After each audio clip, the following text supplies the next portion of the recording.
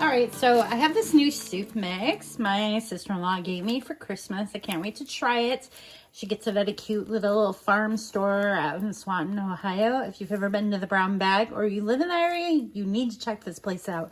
They have the best little spices and all kinds of things. So I'm actually going to use this. Oh, look, it's got their name on it even right there. Very cool. I'm going to actually use this as the base to my soup and add some extra vegetables to it.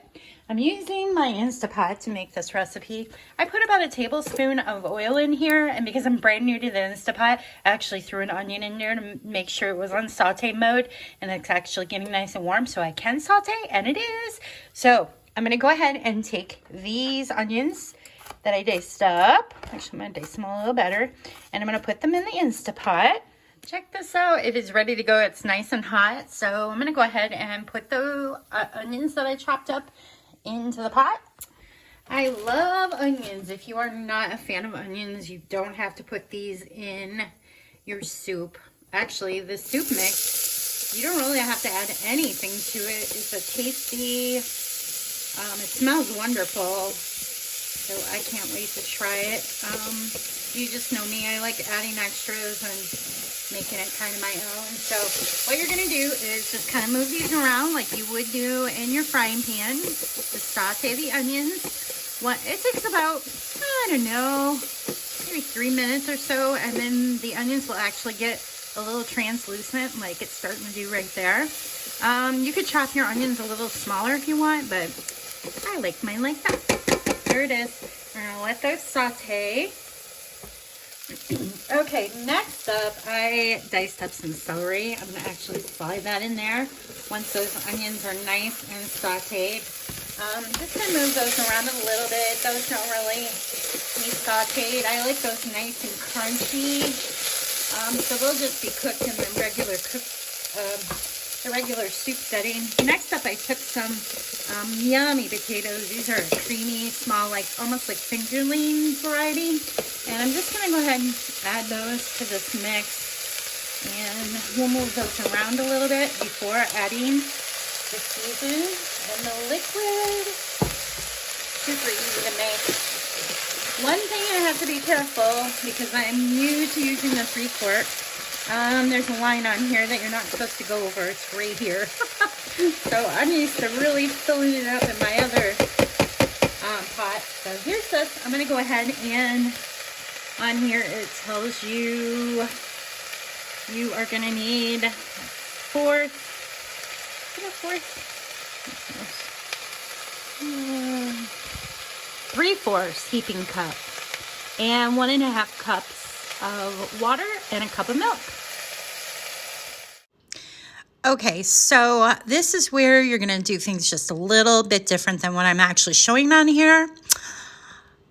You will want to add 1.5 cups of water. Then put the Instapot lid on and cook the potatoes on the pressure cooker setting for potatoes, which are about 3 to 4 minutes before adding milk and this powder mixture to it. So go ahead and let the Instapot run through the potato cooking method as directed. I'll share the complete directions on my website. Just check it out, brenhaas.com.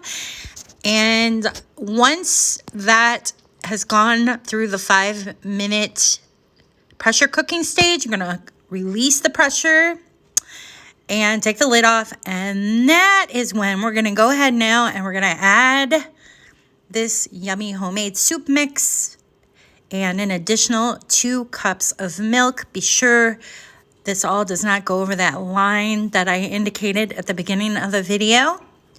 At this point now, you are going to set the Instapot to saute because we're going to keep the lid off and we're going to stir this around and cook this up real nice.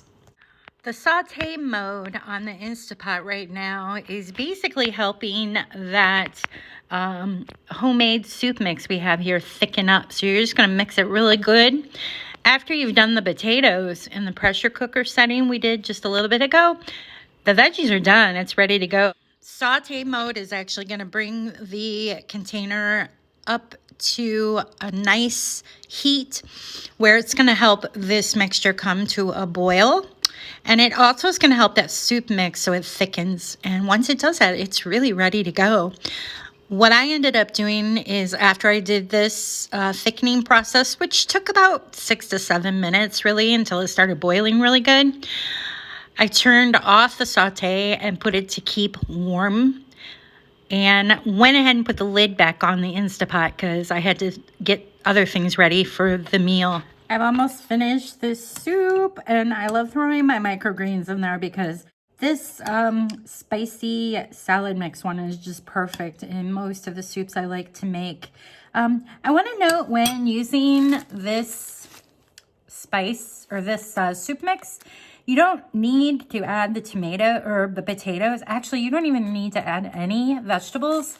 If you read on the back, it's got most of the vegetables, and they're basically dehydrated and made into powders and things like that. So it's a nice base. I just decided to do this because I like a little bit of a crunch in my soup. So that's why I added the celery and potatoes in there. You know, as I was eating this, I was thinking this would taste really good instead of, it tastes great as it is. Seriously, I could see even just mixing it up. And it actually recommends on the back that you could use a sausage link in it or chicken in it to make it a meal, it says. It's a neat idea. As I was enjoying this, I couldn't help but think that if you were to add clam juice instead of the water that's in this homemade soup base, and then put in a can of diced clams in this, it would make the perfect homemade clam chowder soup by taking a few extra shortcuts and using the soup mix. Super yummy. Thank you so much. Thank you for watching my video. I know there's like a million videos out there with how to make soups in the Instapot.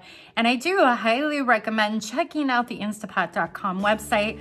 They've got the best directions on there, especially if you're new to using an Instapot. As you can tell in this video, I made a little mistake and I should have read things a little closer. So hopefully you watch this and I've inspired you to try something new.